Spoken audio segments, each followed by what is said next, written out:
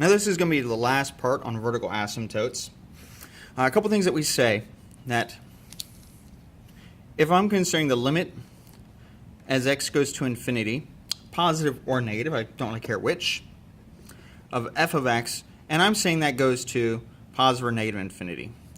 This is not considered to have an asymptote. There's no asymptote. All we're saying is that f of x grows or shrinks without bound. It's not an asymptote. There's no point that it can't cross. You can keep putting every single value into it. It's just going to get larger or smaller without bounds. So it's not considered to be an asymptote. It just means it's going to get bigger and bigger as x goes to positive or negative infinity. Now, there's a couple of quick rules for this that we remember. We're going to talk about a polynomial. And you'll see a lot of times polynomials are written as p of x. And I don't care how big of a polynomial it is. I don't care what degree it is. We're going to limit ourselves to n are within the integers. So we have a sub n, which just means some coefficient that aligns with x to the nth power. This could be 0. This could be 0. I may have no x to the n. So if we say x to the 15th, I want up to the 15th.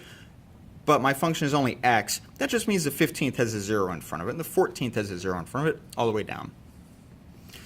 And this is a n minus 1, so it's the next coefficient down, and this will be x to the n minus 1, all the way down, to eventually get a sub 1, which is your x to the first power, and then a sub 0, which is x to 0, and as we've talked about before, this just reduces to 1. So this is just that last piece of it. So this is what we're going to say. That the limit as x approaches infinity of my polynomial. Well, this is going to be positive infinity if my a sub n is greater than 0. This makes sense. I'm putting in larger and larger values that are positive. While I'm putting them in, they're going to some power. I multiply them by positive. I must be on positive infinity. And I'm going to go to negative infinity if a sub n is greater than 0. And this is for the, we'll simplify this a little bit more. I said sometimes this could be 0. In this case, this is the term which is non-zero. So a sub n can't be 0 for this. Okay, in this case, we're doing a polynomial. It has a fixed coefficient that's non-zero for your x to the nth term. It may be 3x squared. So you have your n is just 2. This is 3. As you put in larger values, you're going to blow up to infinity because your coefficient's positive. If it had been a negative 3x squared, well, that's negative 3 times some positive number, you're going to negative infinity.